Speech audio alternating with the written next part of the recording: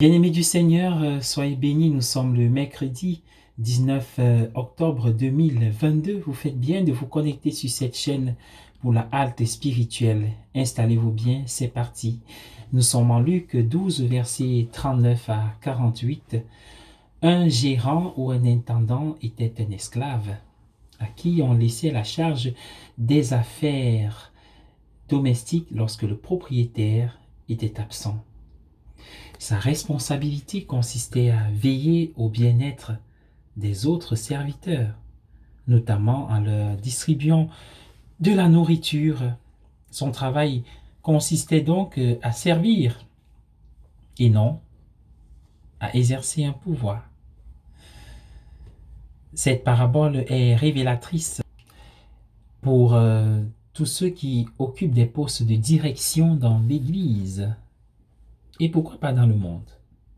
Lorsque Jacques et Jean rêvaient de pouvoir, Jésus les appela et leur dit: vous savez que chez les païens, ceux qui reconnaissent pour chef les dominent et que leurs grands sont pour eux des tyrans.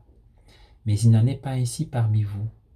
Celui qui veut devenir grand parmi vous doit être votre serviteur, et celui qui veut être le premier parmi vous doit être l'esclave de tous.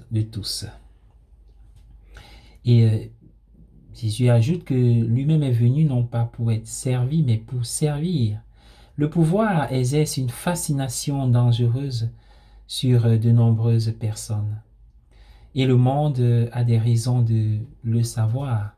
Le pouvoir absolu corrompt absolument, dit-on. Je demande maintenant, et cela peut sembler une question étrange, où cela laisse-t-il Dieu? C'est nous qui appelons Dieu tout-puissant, mais Dieu a choisi de devenir impuissant en Jésus. Bien qu'il soit en forme de Dieu, il n'a pas considéré l'égalité, comme dit Philippiens 2, l'égalité avec Dieu comme une chose à exploiter, mais il s'est vidé de lui-même, prenant la forme d'un esclave, naissant à l'image de l'homme. Il s'est vidé de lui-même en prenant la forme d'un esclave, la ressemblance d'un homme, et ayant été trouvé dans une forme humaine, il s'est humilié lui-même, il s'est fait obéissant jusqu'à la mort, et la mort sur une croix. Dieu est amour, et l'amour est impuissant.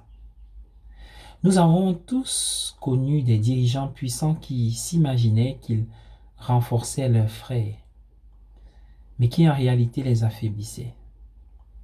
C'est l'ange de la mort caractéristique de l'extraverti, l'angle mort caractéristique de l'extraverti. Si nous aimons Dieu ou quiconque parce qu'il est puissant, nous aliénons notre pouvoir, notre propre pouvoir. L'amour donne du pouvoir, il ne prive pas de son pouvoir. Saint Paul a même appris à parler de l'impuissance de Dieu. Il y a quelque chose, dit Saint Paul à propos de Dieu. Et comme écrit Saint Tugel, cette chose est mieux exprimée dans la faiblesse que dans la force. Tout ce qui concerne Dieu est mieux exprimé dans la faiblesse que dans la force.